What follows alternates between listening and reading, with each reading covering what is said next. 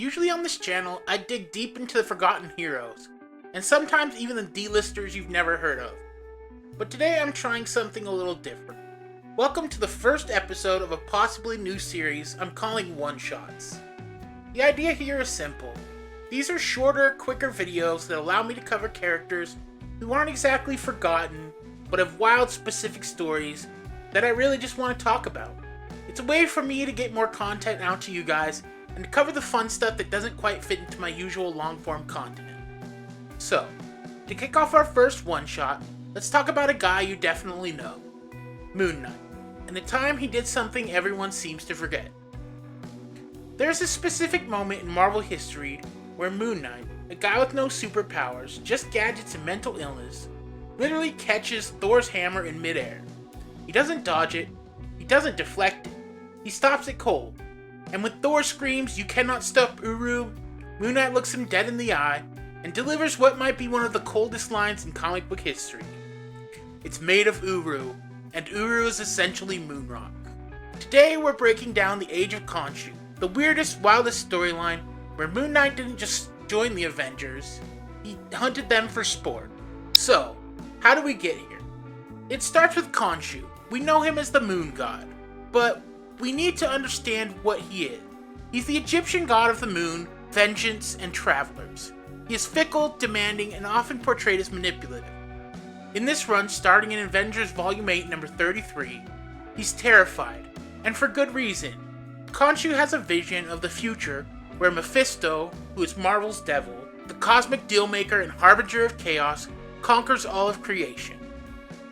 Khonshu then decides that the Avengers are too focused on Earth and too weak to stop a threat of this scope. He essentially concludes that Earth's heroes are unfit to protect the universe. So, he decides to save the world himself. And he believes that the only way to do this is to secure every single major magical and cosmic power source on the planet. But to do that, he needs an instrument. He empowers his avatar, Mark Spector, with a massive, unprecedented upgrade. This isn't just the usual heightened strength. This is cosmic level channeling of Khonshu's divine power. Moon Knight is given a simple, terrifying mission. Go find the most powerful beings on Earth and steal every source of their power. This isn't a team up, it's a preemptive attack on his supposed allies. This is where the comic kinda turned into a villainous heist movie, with Mark Spector as a surprisingly effective anti-hero. First, he targets Iron Fist. For those who don't know, Danny Rand draws the power of the Iron Fist from the mystical city of Kunlun. It is the concentrated life energy, or chi, of an immortal dragon. Moon Knight overwhelmed Danny Rand and literally rips the glowing chi right out of his body. Boom. The Fist of Khonshu now has the literal Iron Fist. Next up is Doctor Strange. And you'd think the Sorcerer Supreme, with the entire Sanctum Sanctorum and decades of knowledge, could stop a guy in a cape. Wrong. Moon Knight is able to exploit an obscure magical technicality and uses Khonshu's powers to invade the Sanctum.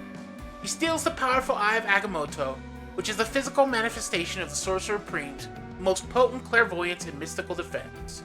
Strange is neutralized and trapped in his own coffin. Now Moon Knight has access to the most powerful mystical artifacts on Earth. Then he finds Ghost Rider, Robbie Reyes. This one is a little bit of a fun cheat. Moon Knight doesn't steal the Spirit of Vengeance directly. Instead, he steals Robbie's Hell Charger, the muscle card that is actually a supernatural artifact in its own right, powered by a demon. Khonshu's lunar energy hijacks the demon, and Moon Knight drives off in the ultimate getaway car.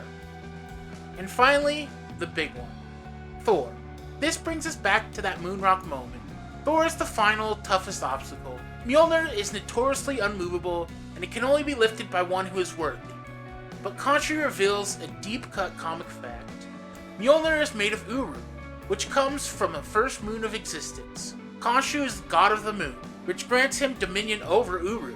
This power overrides Odin's enchantment. Moon Knight catches the hammer, beats Thor with it, and banishes the god of thunder by burying him under literal moons in space. The biggest Avenger is neutralized. Khonshu thought he was unstoppable. He needed one more power to make his dominion absolute, the power of the Black Panther. Moon Knight with his army of mummies arrived at the borders of Wakanda and demanded a duel with King T'Challa. T'Challa did something no one expected. He surrendered immediately. He didn't fight Moon Knight. The King of Wakanda is the ultimate strategist. He allowed Moon Knight to try and take his power. Black Panther's strength, however, comes from the biological heart-shaped herb. It's not a mystical energy source like the Iron Fist or the Eye of Agamotto. Khonshu realizes his mistake. Moon Knight couldn't steal it. This strategic, non-violent resistance guaranteed that when Khonshu finally took over New York, Black Panther would be one of the only heroes left with his full strength intact. With the Avengers defeated and their power stolen, Moon Knight wins. Khonshu takes over the world and transforms Manhattan into New Thieves City, a dystopian landscape filled with pyramids, mummies, and Moon Knight's followers. The world is safe from Mephisto, but it's now under brutal lunar dictatorship. While Khonshu was celebrating his victory, the Moon God forgot one crucial rule. Never underestimate T'Challa. Black Panther led a fierce, strategic counterattack alongside the remaining heroes, including She-Hulk and Blade. They knew they needed a power Khonshu could not control, a force that precedes even him, the Phoenix Force. They successfully called it to Earth to stop the Giant God. As Khonshu ordered Moon Knight to steal the Phoenix power, Mark Spector finally broke, realizing his god had become a powerful tyrant. Instead of stealing the power, Moon Knight made the ultimate sacrifice. He prayed to the Phoenix and offered his broken mind as host, becoming Phoenix Moon Knight to fight his former master. In the ensuing chaos, Black Panther seized the chance and tore the four mystical Ankhs, the vessels holding the stolen powers, away from the defeated god. T'Challa immediately redistributed the power. She-Hulk was given the Iron Fist Ankh, vastly amplifying her gamma strength into the Iron Hulk, and Blade was given the Eye of Agamotto Ankh, temporarily turning the Vampire Hunter into the Sorcerer Supreme.